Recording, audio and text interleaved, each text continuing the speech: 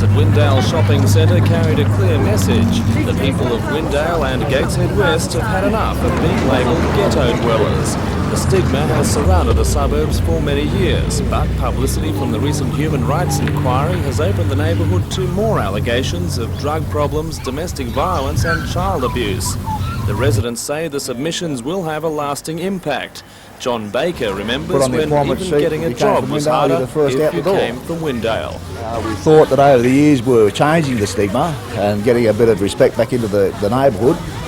Now with the media comments, I feel we've gone back to square one again. Residents want to see official figures comparing Windale and Gateshead West to other working class suburbs. If the problems do exist, then we want to know how to go about fixing the problems. The protesters have arranged a public meeting on Friday evening at the Windale Community Hall to answer some of their questions. Among the guest speakers will be representatives of the Salvation Army, New South Wales Police and Department of Housing.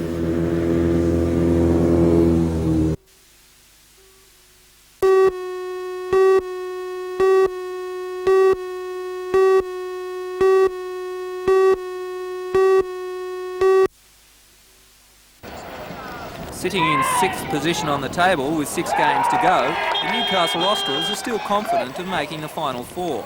One of the reasons for this is high-scoring striker Brett Porter. With 14 goals this season, he's Australs' best.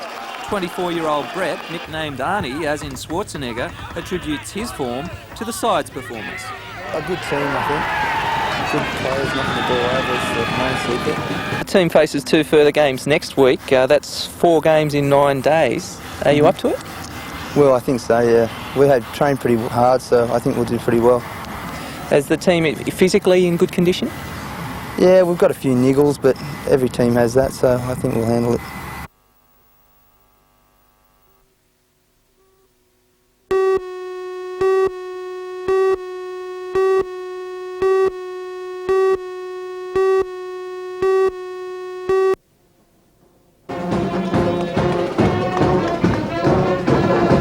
Calgary band is in Newcastle at the invitation of the Marching Koalas, who paved the way through the Hunter Hall for their musical cousins. The Canadians are here for a week as part of a 3-week Australian tour. In many ways it is a similar group to the Koalas. Both are roughly the same size, and while not all are students, the Calgary musicians are all under 21. The band takes its name from the city's biggest event. The richest rodeo on earth is held here every year. The Canadians do differ from the Koalas in style, however, including some spectacular musical accompaniment in the form of baton and mace twirling. 18-year-old bandmaster Dax Andrews has been perfecting his throw for 4 years with a cost. A few bruises along the way though. Always a few bruises, always a few bruises. I hurt myself on the parade just today. Hurt my finger, but that goes with the job. There's nothing you can do about it. But Dax is a beginner next to the band's baton twirler. Trudy Corshane has been spinning and throwing since she was 4. Is that as difficult as it looks? Yes. Yes, it's very difficult. It takes a lot of practice, a lot of hard work, but once you have it, it's pretty well easier. And the Canadians have other advantages when it comes to grabbing the crowd's attention. Wherever the band goes, the mascots follow. Today's march concluded at the town hall where a civic reception was planned. However, when you're this good, it's almost always a case of working for your lunch.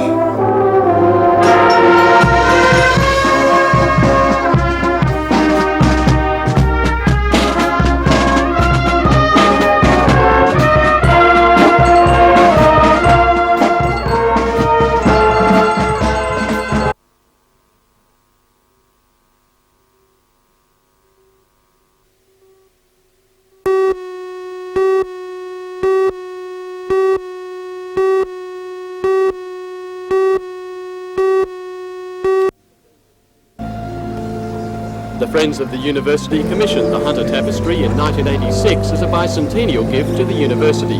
Local artist Mary Beeston was given the task of designing the 18 by 2.5 metre work, and her husband Larry and Rachel Frecker spent almost 2 years weaving her ideas into reality.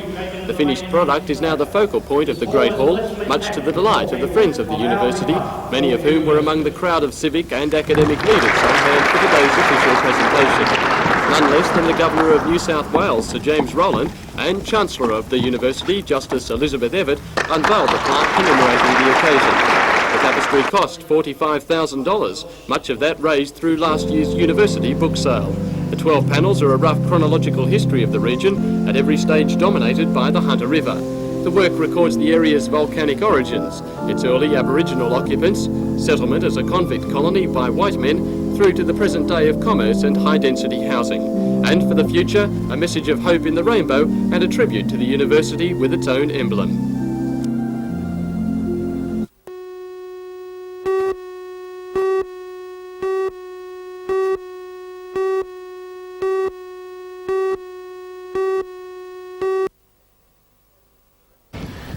The restoration program involves about 30 homes facing onto Carnarvon Creek. Residents say the land started sinking in November 2 years ago when Unveiled Collier began extracting pillars from a mining operation. At first they suspected tidal changes in the creek, but within 3 months the land had dropped half a metre. Then the flooding started. We lost my jetty, it went underwater firstly, and then when we got a bit of rain, the flooding came right up through my garage, a depth of a foot, and that's happened twice this year. The Subsidence board has monitored the land movement since removing the mining pillars. More than $200,000 has already been spent on repairing boat ramps, renewing septic systems and purchasing 2 properties. Now each of the homes will be rebuilt at ground level and landscaped. Residents say they're pleased with the board's response, but they doubt anything will return the area to its former beauty. Subsidence has resulted in stands of trees being flooded and killed. Tom Christensen said his block of land was once covered in trees. We designed the house specifically to have the utmost in privacy, and now of course we are sitting like a shag in the rock, and I do hope Elcom is going to transplant some trees of a decent size instead of the small ones we've got in the park, so we can have a bit of privacy as we used to have. Studies suggest that subsidence has reached its maximum level at more than 70 centimetres, but the board says restoration will be carried out whether it's finished or not due to the ever-present risk of flooding.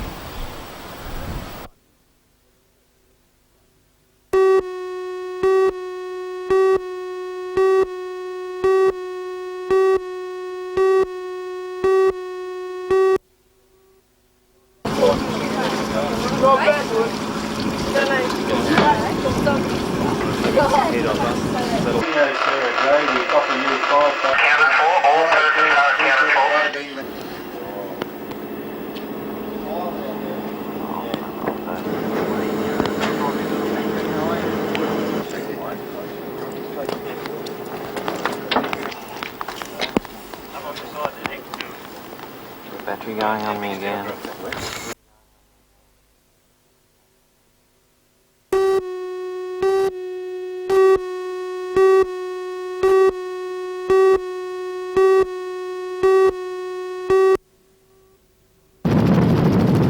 Combination of a huge swell and seas whipped by a southerly gale that turned the first stage of the Round Australia yacht race into a nightmare for both crewmen and rescuers. The first yacht to run foul of the wild weather was the catamaran Escapade, which turned turtle. Its 2 crew members, Melbourne doctors Michael Holt and Robert Dunn, clinging to the hull while the police-launched Sea Eagle from Nelson Bay attempted a rescue. But after 4 hours at sea, the rescuers were themselves in trouble, and a trawler set out to rescue the 3 police who had to abandon their sinking 10-metre launch. We travelled up the coast to east of Broughton Island, and we just turned into the weather, and we did sight these 2 yachts which were circling the dismasted one with the 2 fellows on board, and it was that time that we found out we had trouble ourselves. What kind of trouble was that? A wave had taken the rear transom door off the back of the boat, and all the back section of the trunk cabin had been filled up full of water. So what step did you take at that point? Well, at that stage we thought we could get the boat back to Port Stephens, and we started to steam for home. We got to about 1 mile east of Middle Island, and the engines cut out. We restarted the engines again on several occasions and got it moving again. We thought we could get the boat back in through the heads, but when we tried to start it on the third or fourth occasion, the batteries wouldn't start it. At dawn, while a bulk carrier stood by off the coast, the catamaran crew were rescued when they were winched aboard a National Safety Council helicopter. Special survival suits had saved them from almost certain death in the freezing conditions. Rescuers are now concentrating their efforts to search for a crewman from the yacht Boundary Rider, lost overboard when the yacht hit Mermaid Reef north of Port Stephens. The yacht has stayed afloat, but there has been no sign of the missing man.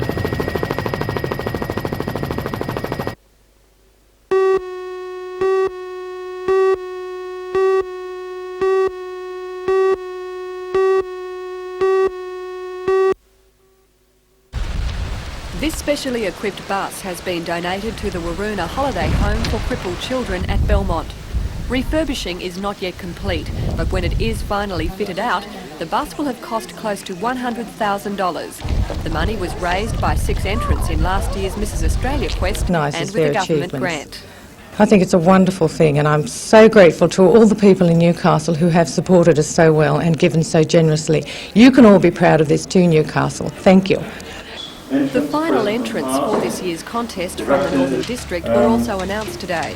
They are Kate Quinn from North Rothbury, Di Faulkner representing Newcastle, Lake Macquarie's Judy James, Irene Barnes from Carnarvon and Tricia Sylvester from Cessnock. Susan Mingay is confident one of them will follow in her footsteps. Oh yes, I certainly am. We've got 6 lovely representatives in the northern region, and I'm sure that we'll have a winner out of those 6 ladies. That's great, Susan. Thank you very much.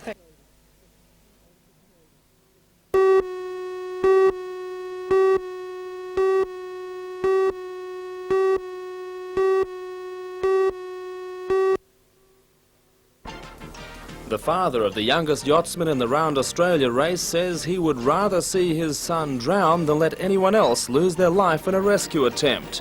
Ray Belcher supports a police call for an inquiry into the race, but he says rescue services should also submit to investigation. For all the news, join us tonight at 6.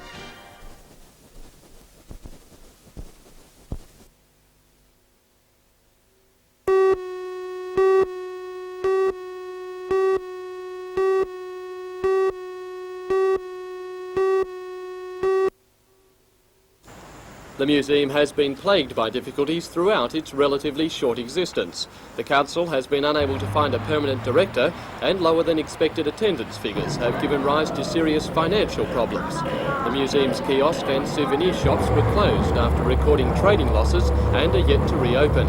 The council responded to the dilemma by commissioning a detailed management audit on all aspects of the museum's operation. That report is now complete and will be made public tomorrow. The report suggests a rethink of the museum's policy on exhibitions and marketing, reviewing weekend opening hours, and combining some aspects of the museum with the regional art gallery to save more money. Despite the report, Lord Mayor John McNaughton says there is nothing wrong with the museum and any problems are simply a result of over-optimistic forecasting of attendance figures. He says the report is the first step in making the museum one of the region's main attractions. It's certainly a starting point, and it's not a yes or no thing. It's the sound basis of where we will go from here to go forward to see that we have a facility that's going to be really great.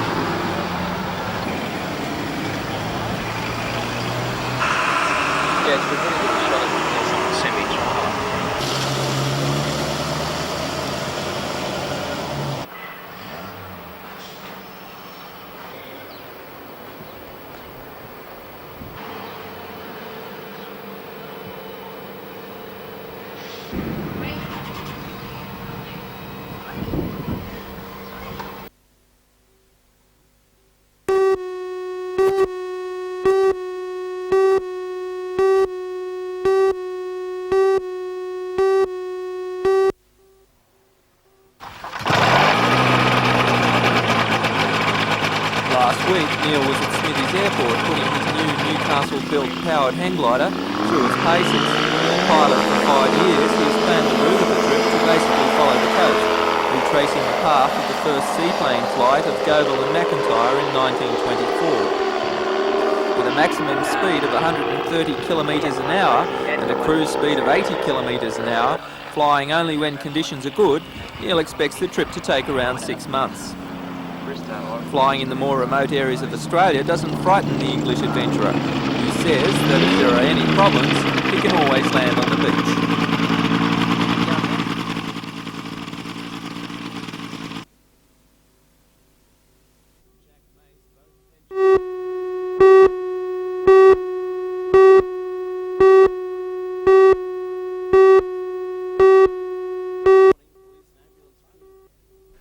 Last weekend, Newcastle was in the unusual position of playing Ku-ring-gai on both Saturday and Sunday. At home last Saturday in atrocious conditions, they drew 0-0. But Sunday in Sydney, Newcastle won 3-2. The win and draw took them from 6th on the league table to 3rd. Both games this weekend will be at home, Saturday against Intermonero and Sunday against Canberra. Only major change to the Australs lineup is the inclusion of Steve Bland, who replaces the injured goal-scoring machine Brett Porter. Despite the advantage of 2 home games, coach Willie Gallagher is in a dilemma, as Newcastle have consistently played better away from home.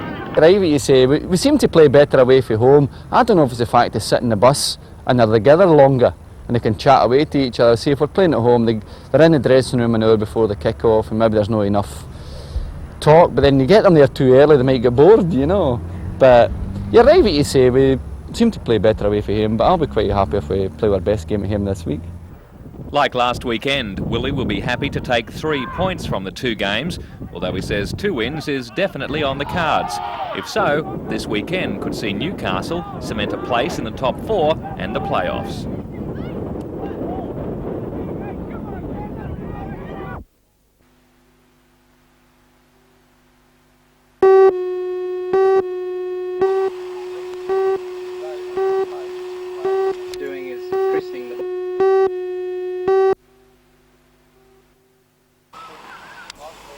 An untimely shower gave the impression an umbrella grove had been planted in the park. In fact, it was an indication of local interest. Many braved the dismal conditions to witness the tree planting ceremony. Nearby residents have long bemoaned the bare look of Collier Park, their pleas eventually prompting Wallsend Chamber of Commerce, Newcastle City Council and the local CYSS group to come to the rescue. 50 native trees now improve the scenery, but today's ceremony was much more than a commemoration of extra shade. In a unique move, the Chamber of Commerce also chose to dedicate each tree to a pioneer family from the district. Today, the descendants of those early Wallsend residents, some 6 generations down the line, signed a special register on behalf of their families. The history of each family will be added to the signatures and the book eventually presented to the community.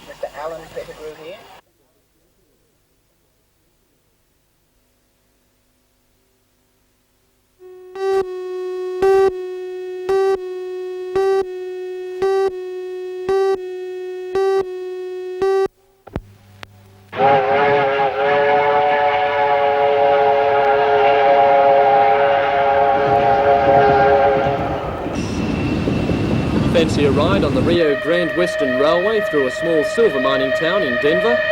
Or maybe you'd prefer taking in the scenery from a famous part of Australia's rail history? Or perhaps you've always wanted to cross the treacherous Rockies over complex bridges. You can do it this weekend at the Police Boys Club, and all without leaving the safety and comfort of the hall. For model train enthusiasts, this is reality, and there's almost no limit to how far you take the adventure. Some work from actual plans and photographs to create the replicas, with details right down to the telephone poles and clothesline. Each display represents thousands of hours of work, and it seems there is no shortage of those willing to spend many hours taking it in.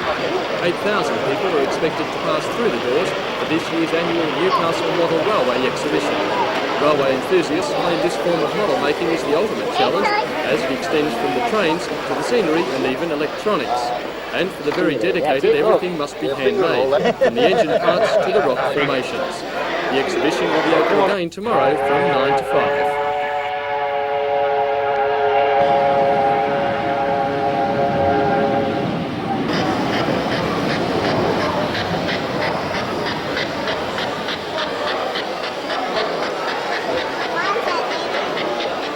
That's good.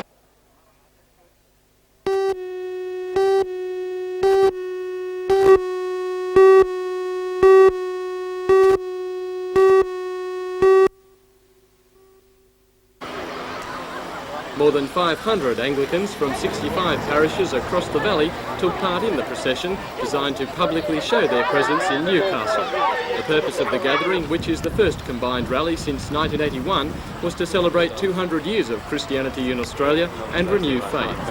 Today, when we've come to say thank you for 200 years of Christian witness in Australia, and to commit ourselves to the next century, and we're just on the threshold of that, with Bicentennial beginning to wind down now. Dean of Grafton, Archdeacon Richard Herford, was the keynote speaker at the rally. He says while the church does see a need to stay in touch with the times, it must be careful not to do that at the expense of its essential message. The church has a distinctive and a unique contribution to make, and a consistent message as far as family life and as far as building up community is concerned. We don't think the next generation should be without that option.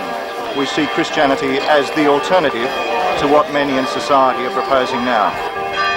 The parade concluded at Christchurch Cathedral, where the rally was completed with a service of celebration.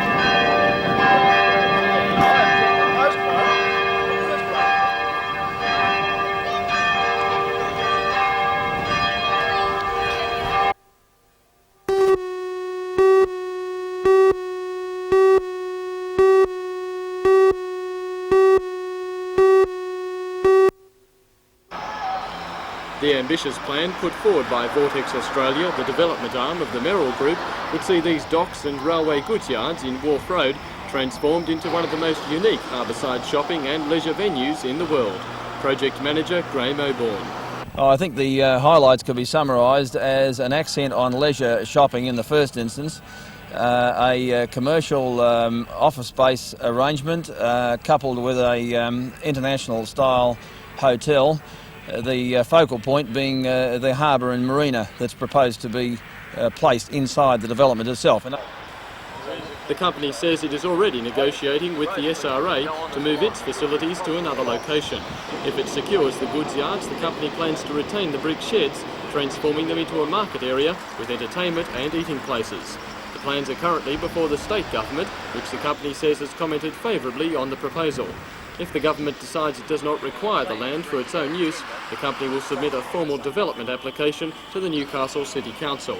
Graham O'Bourne is confident the development will be built and can coexist with its industrial neighbours. This type of shopping is very much what the people want, and that it is extremely commercially viable.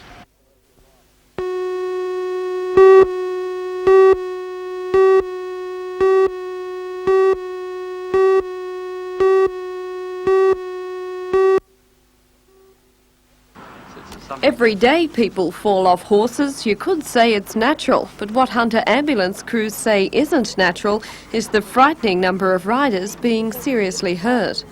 I might say that we've been travelling out to far distant locations, particularly on the helicopter of recent weekends, to serious head injuries and indeed spinal injuries occurred from horse-related accidents. Just 2 weekends ago, ambulance officers were called to 6 riding accidents. 3 of those were serious, and as the trend of accidents continues, so does the trend of injuries. And more often than not, ambulance officers say it's the head that is harmed. And Alan Playford says it's all because riders aren't bothering to take precautions. You find often that helmets aren't being worn and appropriate safety gear around their horses aren't being attended to, and this is leading to some concern amongst the fellas.